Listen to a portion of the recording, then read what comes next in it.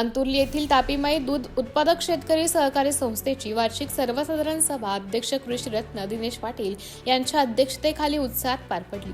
सन 2025-26 या आर्थिक वर्षात संस्थेने 2.87 कोटी रुपयांची उलाढाल व 1.87 लाख रुपयांचा निव्वळ नफा झाल्याची माहिती देण्यात आली। नियमित दूध उत्पादक सभासदांना बोनस व भेटवस्तू देण्याची तसेच म्हैस खरेदीसाठी 50% बिनव्याजी आर्थिक मदत देण्याची घोषणा करण्यात आली। सभेनंतर जिल्हा सहकारी बोर्ड जळगाव यांच्या वतीने सभासदांसाठी सहकार व दूध व्यवसायावरील प्रशिक्षण शिबिराचे आयोजन करण्यात आले। MDTV न्यूजसाठी जिल्हा तालुका प्रतिनिधी राहुल श्रीरंग सुरवाडे जळगाव।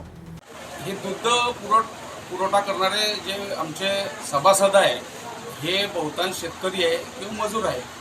तर निसर्ग केव्हा घाला घालू शकतो याचं पुरेपूर उदाहरण म्हणजे आमच्याकडे दरवर्षी कोणत्या स्वरूपात वादळ नैसर्गिक आपत्ती येते। मागच्या महिन्यात जून महिन्यामध्ये आमच्याकडे मोठं वादळ आलं। त्या वादळामध्ये पूर्ण आमची केळी नष्टनाबूत झाली। एक्सपोर्ट क्वालिटीची केळी असताना सुद्धा ती केळी आमच्याकडे आज आम्हाला काटायला मिळत नाही। भाव जरी गगनाला मिळत असले तरी आमच्याजवळ आज केळी नाही।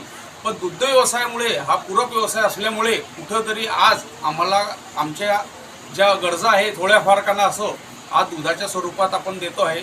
आज दुधाचा भाव पाहिला सर तर खूप नाममात्र आहे। जवळजवळ गाईच्या दुधाला 100 रुपये आणि म्हशीच्या दुधाला 150 रुपये दूध मिळायला पाहिजे। कारण ह्या धंद्याकडे बघण्याचा नवीन पिढीचा जो दृष्टिकोन आहे तो खूप चुकीचा आहे। त्याच्यासाठी त्याला धंद्याला जुळायला तयार नाही आहे नवीन पिढी। तर कुठंतरी शासनाने ह्याकडे विशेष लक्ष देऊन आमच्या पशुपालकांसाठी असो किंवा जे दूध पुरवठा सभासद असो त्यांना भरीव मदत केली पाहिजे।